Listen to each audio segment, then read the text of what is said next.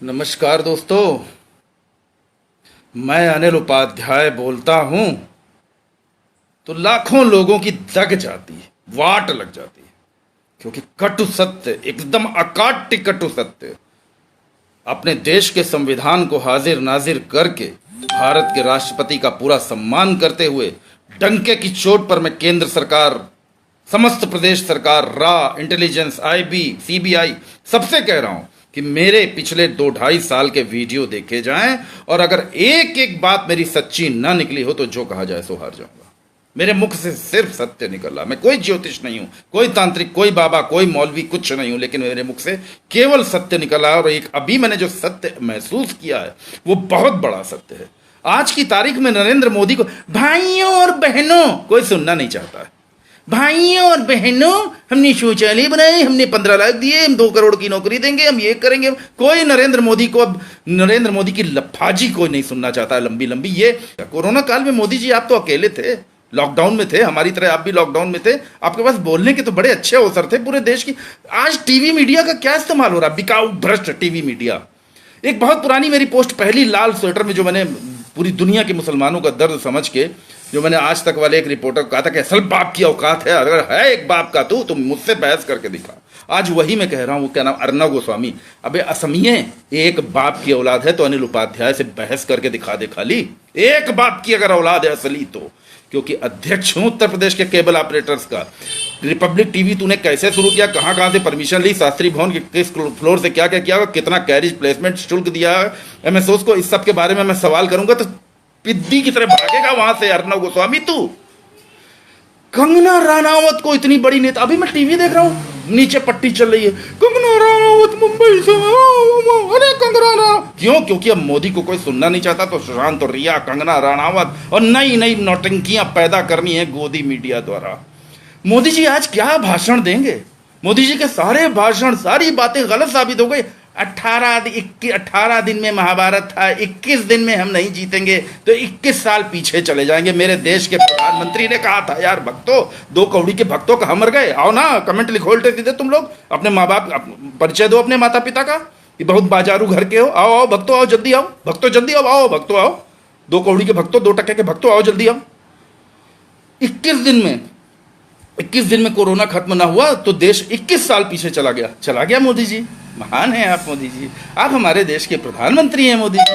आपने बोला 21 साल देश पीछे चला गया ना, जीडीपी एकदम ध्वस्त हुई जा रही है, रोजगार की हाय हाय है। स्कूलों से टीचर्स, ऑनलाइन क्लासेस भी हो सकती हैं, ऑनलाइन क्लासेस व्हाट्सएप पर, व्हाट्सएप यूनिवर्सिटी, जो रवीश कुमार और सब लोग कहते थे व्हाट्सएप यूनिवर्सिटी, व्हाट्सएप यूनिवर्सिटी सच में हो गई है ना। ये किसकी वजह से हो गई? हमारे देश की सरकार, नरेंद्र मोदी जी।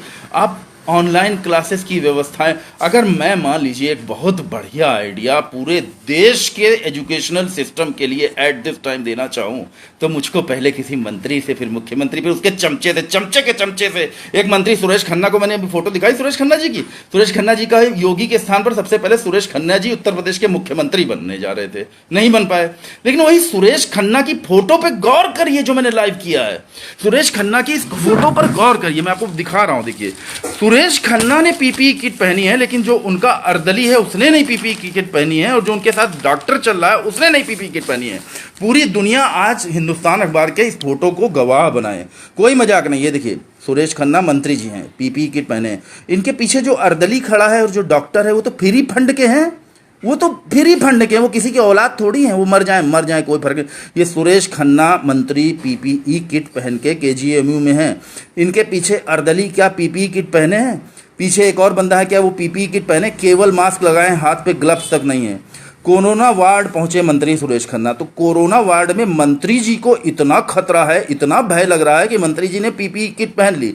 लेकिन ये मंत्री जी के पीछे खड़ा होने वाला जो अर्दली है, ये तो किसी जानवर की औलाद होगा ना। पीछे एक और जो इंसान खड़ा है, वो इंसान है क्या? वो किसी जानवर की औलाद होगा। मंत्री जी सुरेश खन्ना जी, जमीर है? आवाज दीजिए, जवाब दीजिए मेरी बात का।